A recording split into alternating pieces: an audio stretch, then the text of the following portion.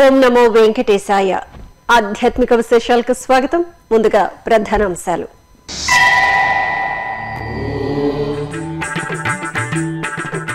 నారావారిపల్లెలో ఘనంగా సంక్రాంతి సంబరాలు. టీటీడీ కళ్యాణ మండప ఆవరణలో వినాయక స్వామి విగ్రహ ప్రతిష్ఠ. ఉత్సవాల్లో మమేకమైన ముఖ్యమంత్రి కుటుంబ సభ్యులు.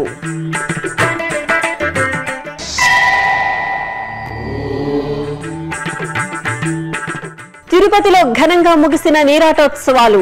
గోదాదేవికి విశేష ఆరాధనలు, పల్లకీలో ఊరేగింపు.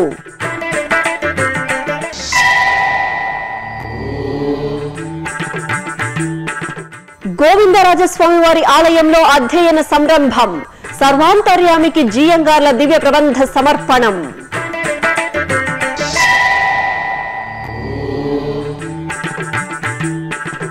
సంక్రాంతి వచ్చింది, సరదాలు తెచ్చింది. తెలుగు లోగిళ్లలో ముగ్గులు పోయిస్తున్న పెద్ద పండుగ. సంక్రాంతి ప్రత్యేకతపై కథనం.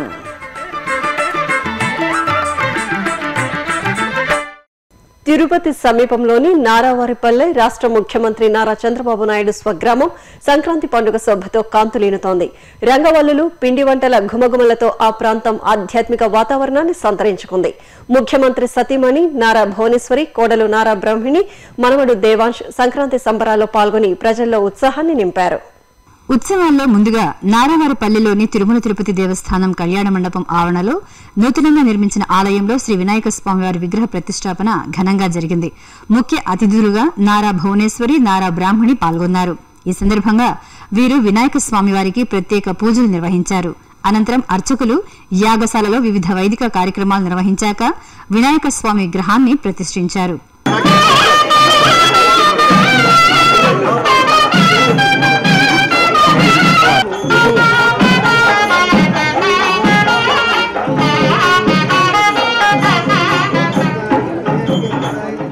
అనంతరం కళ్యాణ మండపం ప్రాంగణంలో ముగ్గుల పోటీలను నిర్వహించారు. మహిళలు ఉత్సాహంగా ముగ్గుల పోటీల్లో పాల్గొని తమ ప్రతిభను కనబరిచారు.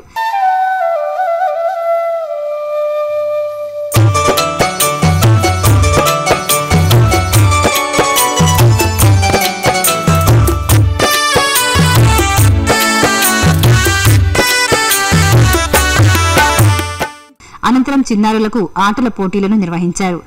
ఆ తర్వాత ముగ్గుల పోటీలు, ఆటల పోటీల్లో గెలుపొందిన విజేతలకు నారా భువనేశ్వరి, నారా బ్రాహ్మణి బహుమతులను ప్రదానం చేశారు.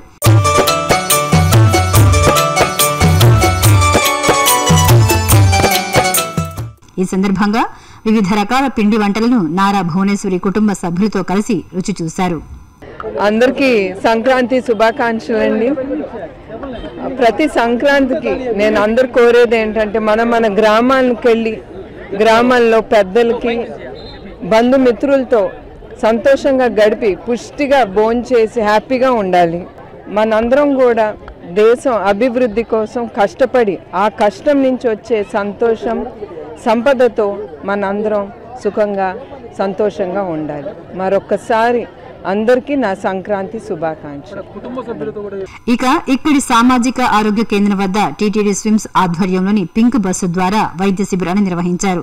స్విమ్స్ డైరెక్టర్ టిఎస్ రవికుమార్ నేతృత్వంలో మహిళలకు సూపర్ స్పెషాలిటీ వైద్య పరీక్షలు చేసి అవసరమైన మందులను పంపిణీ చేశారు. అందరికీ ముందుగా సంక్రాంతి శుభాకాంక్షలు. ఇక్కడ ఒక క్యాన్సర్ స్క్రీనింగ్ మొబైల్ క్లినిక్ కూడా ఇనాగరేట్ చేయడం జరిగిందండి. మనందరికీ తెలుసు క్యాన్సర్ అనేది చాలా డెడ్లీ డిజీజ్ అనేది.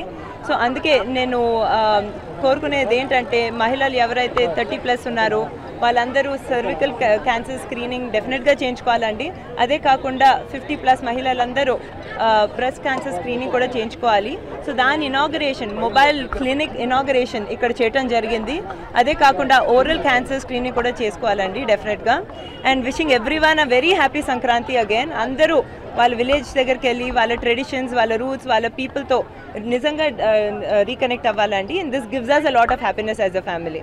తిరుపతిలోని శ్రీ గోవిందరాజస్వామి ఆలయంలో గోదాదేవి నీరాటోత్సవాలు వైభవంగా ముగిశాయి. తిరుమల తిరుపతి దేవస్థానం ఆధ్వర్యంలోని ఈ ఆలయంలో ఈ నెల 7వ తేదీ నుంచి ప్రారంభమై 7 రోజుల పాటు విశేషంగా సాగాయి. ఉత్సవాల్లో భాగంగా అమ్మవారిని నిత్యం ప్రాతకాలమే సర్వాంగ శోభితంగా అలంకరించి పల్లకిపై కొలువదీర్చి ఊరేగింపుగా రామచంద్ర పుష్కరిణి వద్ద ఉన్న నీరాల మండపానికి వేంచేపు చేశారు. అక్కడ అర్చకులు అమ్మవారికి వేడి నీటితో అభిషేకం చేసి ఆరాధనలు, హారతులు సమర్పించారు. చివరి రోజైన ఆదివారం సాయంత్రం గోదాదేవి అమ్మవారిని రామచంద్ర తీర్థఘట్ట నుంచి మేళతాళాలు, మంగళ వాయిద్యాల నడుమ ఊరేగింపుగా శ్రీ కోదండరామస్వామివారి ఆలయ మాడవీధిలో ప్రదక్షిణగా గోవిందరాజస్వామివారి ఆలయానికి చేరుకోవడంతో నీరాటోత్సవాలు పరిసమాప్తమయ్యాయి.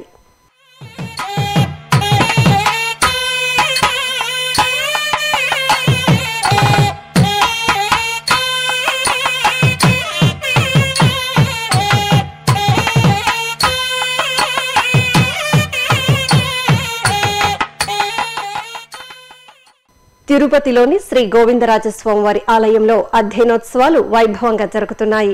తిరుమల తిరుపతి దేవస్థానం ఆధ్వర్యంలోని ఈ ఆలయంలో ఏటా మాఘమాసంలో అధ్యయనోత్సవాలను నిర్వహించడం సంప్రదాయం. ఉత్సవాల్లో భాగంగా ఆదివారం రాత్రి శ్రీ గోవిందరాజస్వామివారి ఆలయంలోని కళ్యాణోత్సవ మండపంలో శ్రీదేవి భూదేవి సమేత శ్రీ గోవిందరాజస్వామివారిని, విశ్వక్సేనుల వారిని, ఆళ్వార్లను పల్లకీలపై వేరువేరుగా వేంచేపు చేశారు. టీటీడీ పెద్ద జీయర్ స్వామీజీ, చిన్న జీయర్ స్వామీజీ ఆధ్వర్యంలో ఆచార్య పురుషులు, ఏకాంగులు, శ్రీ వైష్ణవులు దివ్య ప్రబంధ పారాయణం చేశారు. ఆపై గోవిందరాజస్వామివారి పుష్పమాలను విశ్వక్సేనుల వారికి సమర్పించి కర్పూర నీరాజనాలు అందజేశారు.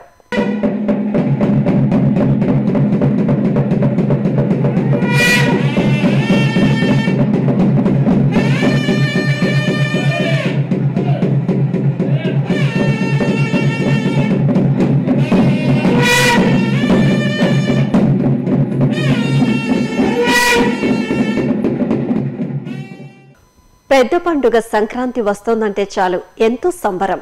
ముఖ్యంగా పట్టణాలలో సంక్రాంతి సంబరాన్ని తెలిపేలా అనేక సంస్థలు ఎన్నో కార్యక్రమాలు నిర్వహిస్తున్నాయి.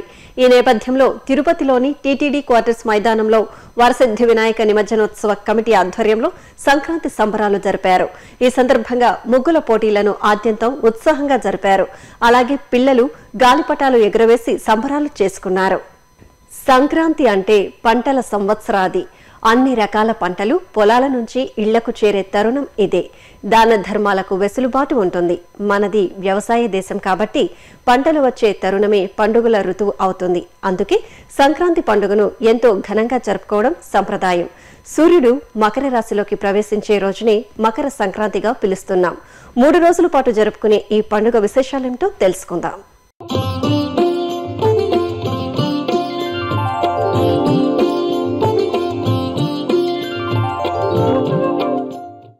మనం జరుపుకునే పండుగలన్నీ చాంద్రమానాన్ని అనుసరించి జరుపుకునేవి. అయితే సౌరమానాన్ని అనుసరించి జరుపుకునే ఏకైక పండుగ సంక్రాంతి.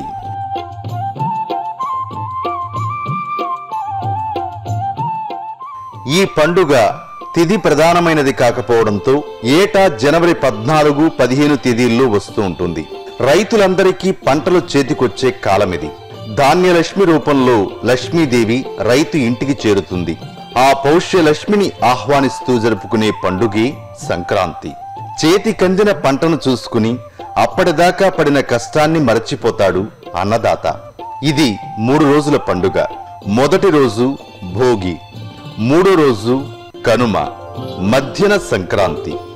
సంక్రాంతికి ముందు నెల రోజుల నుంచి పండుగ సందడి ప్రారంభమవుతుంది.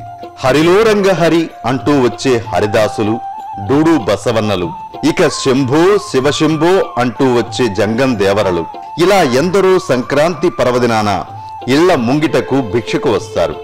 ఓ పక్క ఈ సందడితో పాటు ధనుర్మాస శోభను రెట్టింపు చేస్తూ ఆడపిల్లలు పోటీలు పడి మరీ కొత్త కొత్త ముగ్గులు వేస్తారు.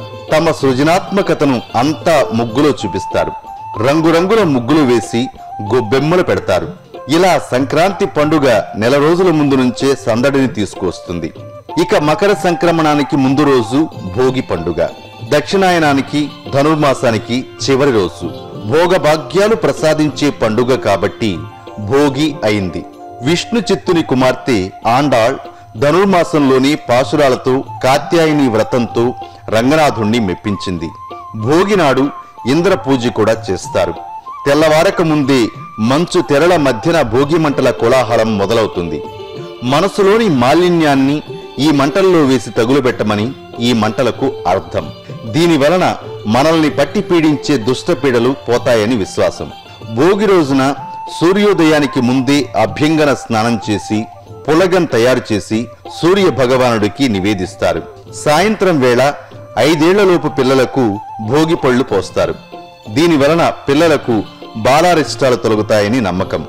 అలాగే మకర రాశిలోకి సూర్యుడు ప్రవేశించే రోజును మకర సంక్రాంతిగా పిలుస్తాం. ఈ రోజు నుంచి ఉత్తరాయణ పుణ్యకాలం ప్రారంభమవుతుంది. ఆ రోజున చేసే ఏ దానమైనా రెట్టింపు ఫలితాన్ని ఇస్తుంది. అన్నింటికన్నా తిలాదానం అతి పవిత్రమైనదిగా భావిస్తారు. సూర్యోదయానికి పూర్వమే నువ్వుల పిండితో స్నానం చేశాక పెరుగు దానం చేయాలి. ఇలా ద్వాపర యుగంలో యశోదాదేవి చేసింది. అందువల్లే ఆమెకు శ్రీకృష్ణుడు కుమారుడయ్యాడని కథనం. ఈరోజు దధి వ్రతాన్ని చేస్తారు. దీని వలన దారిద్ర్యం తొలగుతుంది. సంక్రాంతి రోజున పితృతర్పణాలు వదిలితే వంశాభివృద్ధి జరుగుతుంది. సంక్రాంతి తరువాత కనుమ. ఇది పశువుల పండుగ. వ్యవసాయానికి మనతో పాటు శ్రమించిన వృషభాలను, పాడి పరిశ్రమకు ఆధారమైన గోమాతలను పసుపు కుంకుమలతో అలంకరించి పూజిస్తారు. అలాగే వ్యవసాయానికి ఉపయోగించిన పరికరాలను కూడా పసుపు కుంకుమలతో పూజిస్తారు. పొంగళ్లు చేసి పొలాల్లో చల్లుతారు. కొన్ని చోట్ల ఎద్దులను ఊరేగిస్తారు. మరికొన్ని చోట్ల కోడి పందాలు నిర్వహిస్తారు. ఒకనాటి ఆచార వ్యవహారాలు నేడు కనిపించకపోయినా సంక్రాంతి పండుగ గొప్ప సదాచారం. ఈ ఆచారాన్ని మన తరువాత తరానికి అందించాల్సిన బాధ్యత మనదే.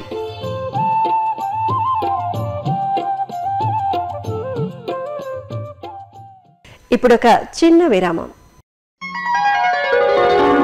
శ్రీ వెంకటేశ్వర వేద పరిరక్షణ ట్రస్ట్. మనది వేద భూమి. వేదాలు మన జీవన నాదాలు. హైందవ సనాతన ధర్మానికి మూలమైన మన వైదిక సంప్రదాయాన్ని పరిరక్షించి పరివ్యాప్తి చేసే మహోన్నతమైన లక్ష్యంతో టీటీడీ కొనసాగిస్తున్నదే శ్రీ వెంకటేశ్వర వేద పరిరక్షణ ట్రస్ట్. ఈ క్రమంలోనే ఎన్నో పాఠశాలల్ని, విశ్వవిద్యాలయాన్ని నెలకొల్పి తద్వారా వేద విద్యా వ్యాప్తికి కృషి చేస్తోంది తిరుమల తిరుపతి దేవస్థానం. శ్రీ వెంకటేశ్వర వేద పరిరక్షణ ట్రస్ట్ కు మీ వంతు తోడ్పాటును అందజేయండి. శ్రీవారి ఆశీర్వాదాలు అందుకోండి. మరిన్ని వివరాలకు సంప్రదించవలసిన ఫోన్ నంబర్లు 0877 22 77 0877 22 33 లేదా టీటీడీ వెబ్సైట్ ను చూడండి. www.tirumala.org లేదా www.ttdsevaonline.com. ఓం నమో వెంకటేశాయ.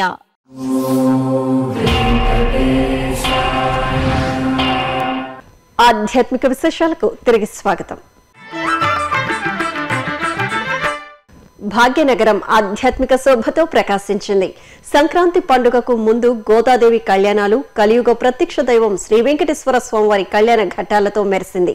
ఈ కార్యక్రమాలను వీక్షించిన భక్తజనం తరించిన వైనం మీకోసం. ఇక బంజారా హిల్స్ హరే కృష్ణ స్వర్ణ దేవాలయంలో శ్రీ గోదాకృష్ణుల కళ్యాణోత్సవం నేత్రపర్వంగా సాగింది. ఏటా ధనుర్మాసంలో గోదా కళ్యాణోత్సవం నిర్వహించడం సంప్రదాయం. రంగనాథుణ్ణి తన పతిగా పొందడానికి కాత్యాయని వ్రతాన్ని చేసి 30 రోజుల పాటు 30 పాశురాలను రచించి స్వామివారికి సమర్పించింది. ఫలితంగా రంగనాథుణ్ణి భర్తగా పొందగలిగింది. ఈ ఐతిహ్యానికి గుర్తుగానే కళ్యాణోత్సవాన్ని నిర్వహించారు. తొలుత ఉత్సవమూర్తులను కళ్యాణ వేదికపై వేంచేపు చేశారు. ఆపై మేళతాళాలు, మంగళ వాయిద్యాల నడుమ గోదాకృష్ణుల కళ్యాణోత్సవం నేత్రపర్వంగా సాగింది. భక్తులు పెద్ద ఎత్తున తరలివచ్చి కళ్యాణాన్ని వీక్షించి ధన్యులయ్యారు. అలాగే మారేడుపల్లిలోని శ్రీ శృంగేరి పీఠం వారి శ్రీ సిద్ధి వినాయక స్వామి ఆలయంలో శ్రీవల్లి దేవసేన సమేత సుబ్రహ్మణ్య స్వామి వారి కళ్యాణోత్సవం జరిగింది. ఆలయ ప్రాంగణంలోని ఉత్సవ మండపంలో కొలువుదీర్చి పుష్పాలు, ఆభరణాలతో అందంగా అలంకరించారు. పుణ్యాహవాచనం, గణపతి పూజ, పాద ప్రక్షాళన తదితర క్రతువులను పూర్తి చేసి వేదమంత్రాలు, మంగళ వాయిద్యాల నడుమ స్వామి అమ్మవార్ల కళ్యాణ క్రతువును ఆద్యంతం భక్తి పరిమళాలు వెదజల్లేలా పూర్తి చేశారు. భక్తులు వల్లి దేవసేన సమేత సుబ్రహ్మణ్య స్వామి వారి కళ్యాణోత్సవాన్ని తిలకించి స్వామి అమ్మవార్ల అనుగ్రహానికి పాత్రులయ్యారు. విజయనగరంలో వేంచేసి ఉన్న శ్రీ కోదండ రామాలయంలో ధనుర్మాసోత్సవాలు ఘనంగా కొనసాగుతున్నాయి. ఈ సందర్భంగా మూలమూర్తులకు ఉదయాత్పూర్వమే షోడశోపచారాలు పూర్తి చేసి పలు రకాల పుష్పాలు, తులసి మాలలతో అలంకరించారు. ఆపై స్వామి అమ్మవార్లకు అష్టోత్తర శతనామార్చన చేసి కర్పూర నీరాజనాలు సమర్పించారు. భక్తులు స్వామివారి దర్శనంతో ధన్యులయ్యారు. ఇక వరంగల్ నగరంలోని టీచర్స్ కాలనీలో శ్రీ వెంకటేశ్వర స్వామివారి దేవాలయంలో తిరుప్పావైను పురస్కరించుకుని శ్రీ గోదాదేవి అమ్మవారికి అర్చకులు అభిషేకాలు నిర్వహించారు. దేవాలయ ప్రాంగణంలో ప్రత్యేక పీఠంపై అమ్మవారిని కొలువుదీర్చి పంచామృతాలతో శాస్త్రోక్తంగా అభిషేకం చేశారు. భక్తులు అమ్మవారి అభిషేక సేవను కనులారా తిలకించి మంగళ నీరాజనాలు సమర్పించారు. హనుమంతుడు వాయువేగంతో వెళ్లగలిగే శక్తిశాలి అని, ఎలాంటి సమస్యనైనా పరిష్కరించగలిగే బుద్ధిశాలి అని ప్రవచన చక్రవర్తి బ్రహ్మశ్రీ చాగంటి కోటేశ్వరరావు పేర్కొన్నారు. టీటీడీ హిందూ ధర్మ ప్రచార పరిషత్ ఆధ్వర్యంలో ఆదివారం సాయంత్రం తిరుపతిలోని మహతి కళాక్షేత్రంలో హనుమద్ వైభవం సమాజ స్ఫూర్తి అనే అంశంపై ధార్మికోపన్యాసం చేశారు. ఓ హనుమా, నీ బలపరాక్రమములను పుంజుకో అంటారు.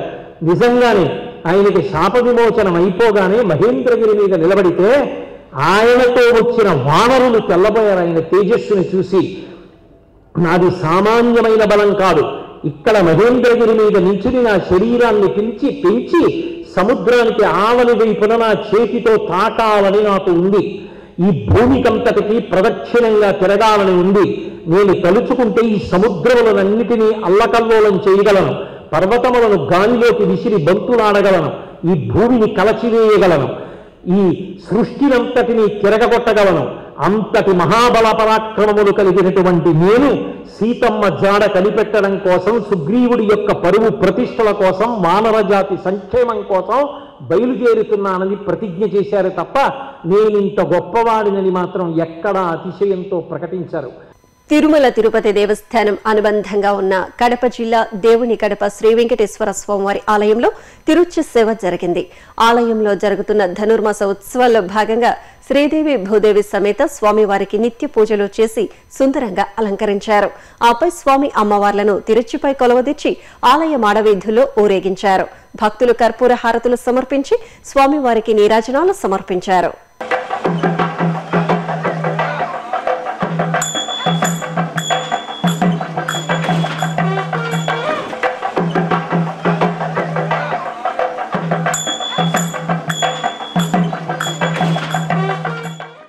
చిత్తూరు నగరంలోని పలు ఆలయాలు ధనుర్మాస శోభతో కాంతులీనాయి. ఈ సందర్భంగా కోదండ రామాలయంలో విశేష పూజలు, గీతా సంఘంలో గోదా కళ్యాణం, గోపూజోత్సవాలు నేత్రపర్వంగా జరిగాయి. ఆ విశేషాలు మీకోసం.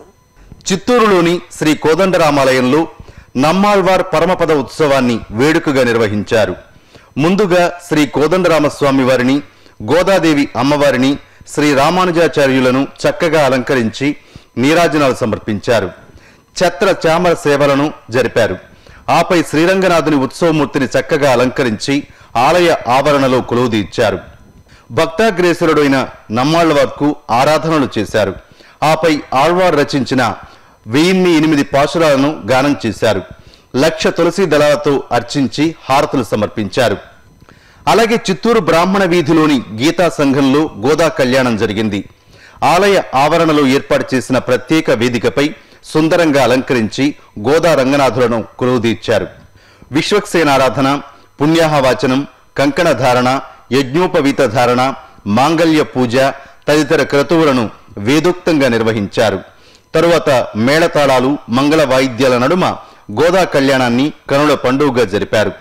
మాలా పరివర్తనం, తలంబ్రాల ఘట్టాలను చూడ చక్కగా నిర్వహించారు. ఇక చిత్తూరులోని టీటీడీ కళ్యాణ మండపంలో గోపూజోత్సవం జరిగింది.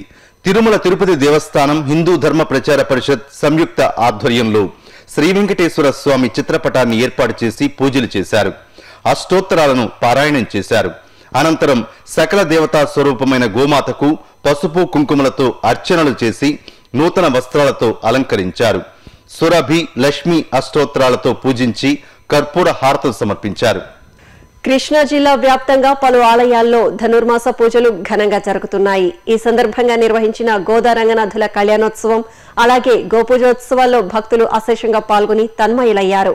ఆ విశేషాల సమాహారం మీకోసం. విజయవాడ మధురానగర్లోని శ్రీ దుర్గమ్మ గురు భవానీ ఆలయంలో ప్రత్యేక పూజలు జరిగాయి. అమ్మవారికి షోడశోపచారాలను నిర్వహించి వర్ణమయ పుష్పాలతో అలంకరించారు. తరువాత అష్టోత్తరాలు, సహస్రనామాలను పారాయణం చేస్తూ కుంకుమ పూజలు చేశారు. భక్తులు అమ్మవారిని దర్శించుకుని తీర్థప్రసాదాలు స్వీకరించారు. కోలాట ప్రదర్శనలు చేసి తమ భక్తిని చాటుకున్నారు. విజయవాడ మధురానగర్లోని శ్రీకృష్ణుని ఆలయంలో గోపూజోత్సవం జరిగింది. ఈ సందర్భంగా శ్రీకృష్ణ స్వామి, గోదాదేవి అమ్మవారికి ప్రత్యేక పూజలు చేశారు. ఆపై తులసి కోట చుట్టూ గోదాదేవి అమ్మవారి కీర్తనలు ఆలపిస్తూ భక్తులు కోలాటాలు చేశారు.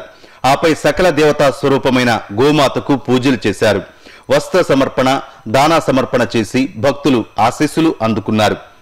ఇక కృష్ణా జిల్లా జగ్గయ్యపేటలో గోదా రంగనాథుల కళ్యాణోత్సవం నేత్రపర్వంగా జరిగింది. విశాలమైన ఆవరణలు ఏర్పాటు చేసిన కళ్యాణ వేదికపై చూడ చక్కగా అలంకరించిన గోదా రంగనాథులను వేంచేపు చేశారు. విశ్వక్సేనారాధన, పుణ్యాహవాచనం, యజ్ఞోపవీత ధారణ, జీలకర్ర బెల్లం, మాంగళ్య పూజ తదితర వైదిక క్రతువులను సంప్రదాయబద్ధంగా నిర్వహించి వేద మంత్రాలు, మంగళ వాయిద్యాల నడుమ గోదా రంగనాథుల కళ్యాణాన్ని నిర్వహించారు. ఒంగోలు నగరంలో సంక్రాంతి సంబరాలు ఘనంగా జరిగాయి. పలు విద్యా సంస్థలు రంగవల్లుల పోటీలు నిర్వహించాయి. పలువురు మహిళలు తమ సృజనాత్మకతకు పదును పెడుతూ చక్కని ముగ్గులు వేశారు. అలాగే చిన్నారులు గాలిపటాలు ఎగురవేశారు.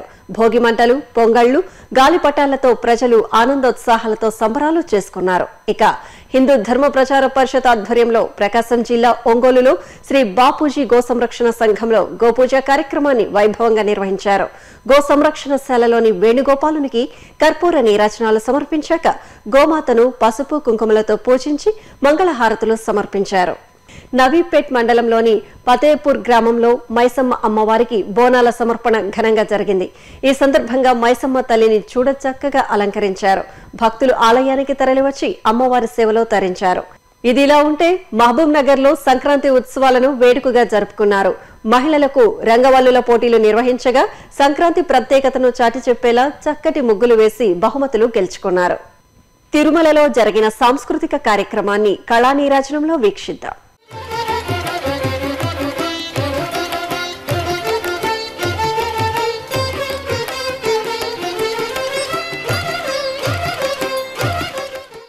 తిరుమలలోని నాదనీరాజనం వేదికపై ఆదివారం సాయం సంధ్యా సమయాన చెన్నైకి చెందిన సమర్థ్య మాధవన్ బృందం భరతనాట్యాన్ని స్వామివారికి నీరాజనంగా సమర్పించింది.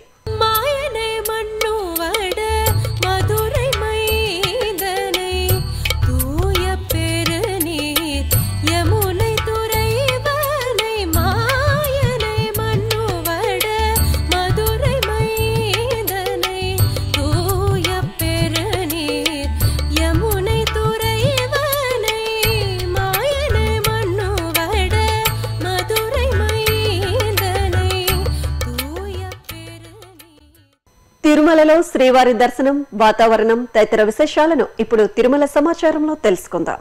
ఇప్పటి వరకు సుమారు 67,000 మంది భక్తులు శ్రీవారి దర్శనం చేసుకున్నారు. సర్వదర్శనం టోకెన్ గల భక్తులకు నిర్ణీత సమయంలో దర్శనం పూర్తవుతోంది. శ్రీవారి మెట్టు మార్గంలో ఉదయం 6 గంటల నుంచి సాయంత్రం 6 గంటల వరకు భక్తులను అనుమతిస్తారు. ఇక తిరుమల వాతావరణం గరిష్ట ఉష్ణోగ్రత 24 డిగ్రీల సెల్సియస్, కనిష్ట ఉష్ణోగ్రత 12 డిగ్రీల సెల్సియస్ గా ఉంది. ఆధ్యాత్మిక విశేషాలు ఇంతటితో సమాప్తం. తిరిగి రేపు ఉదయం 9 గంటలకు ప్రసారమయ్యే ఆధ్యాత్మిక విశేషాల్లో మళ్ళీ కలుసుకుందాం. ఓం నమో వెంకటేశాయ.